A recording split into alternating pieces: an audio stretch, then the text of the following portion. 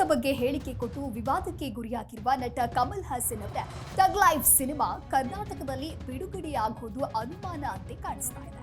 ಅದಲ್ಲದೆ cinema release ಮಾಡುವುದನ್ನ ತಡೆಯುವಂತೆ Kannada ಪರ ಸಂಘಟನೆಗಳು ಹಾಗೂ ಕನ್ನಡ ಚಿತ್ರರಂಗದಿಂದ ನಿರ್ಣಯ ಕೈಗೊಳ್ಳಲಾಗಿದೆ. ಹೀಗಾಗಿ ನಟ ಕಾನೂನು ನೆರವಿಗಾಗಿ ಹೈಕೋರ್ಟ್ ಮೆಟ್ಟಿಲೇರಿದ್ದಾರೆ. ತಮಿಳಿನಿಂದ ಕನ್ನಡ ಹುಟ್ಟಿದ್ದು ಎಂದು ಹೇಳಿಕೆಯನ್ನ ಕೊಟ್ಟು ಕನ್ನಡಿಗರ ಕೆಂಗಣ್ಣಿಗೆ ಗುರಿಯಾಗಿದ್ದಾರೆ.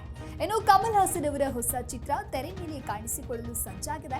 ಆದರೆ ಕರ್ನಾಟಕದಲ್ಲಿ ಅವರ ಸಿನಿಮಾ ಬಿಡುಗಡೆ ಆಗದಂತೆ ಬಹಿಷ್ಕರಿಸಲು ಕನ್ನಡ ಪರ ಸಂಘಟನೆಗಳು ಪ್ರತಿಭಟನೆಯನ್ನ ಮಾಡ್ತಾ ಇವೆ.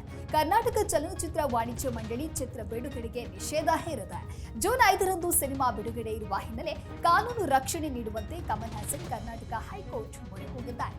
ಕಮಲ್ ಹಾಸನ್ ಅವರ ನಿರ್ಮಾಣ ಸಂಸ್ಥೆ ರಾಜ್ ಕಮಲ್ ಫಿಲ್ಮ್ಸ್ ಇಂಟರ್ನ್ಯಾಷನಲ್ನ ಸಿಇಒ ಮೂಲಕ ಹೈಕೋರ್ಟ್ಗೆ ಅರ್ಜಿ ಸಲ್ಲಿಸಿ ಕರ್ನಾಟಕ ಸರ್ಕಾರ, ಪೊಲೀಸ್ ಇಲಾಖೆ ಮತ್ತು ಚಲನಚಿತ್ರ ವಾಣಿಜ್ಯ ಮಂಡಳಿಗಳು ಸಿನಿಮಾದ ಬಿಡುಗಡೆಗೆ ಅಡ್ಡಿಪಡಿಸದಂತೆ ನಿರ್ದೇಶನ ನೀಡುವಂತೆ ಕೋರಿದ್ದಾರೆ.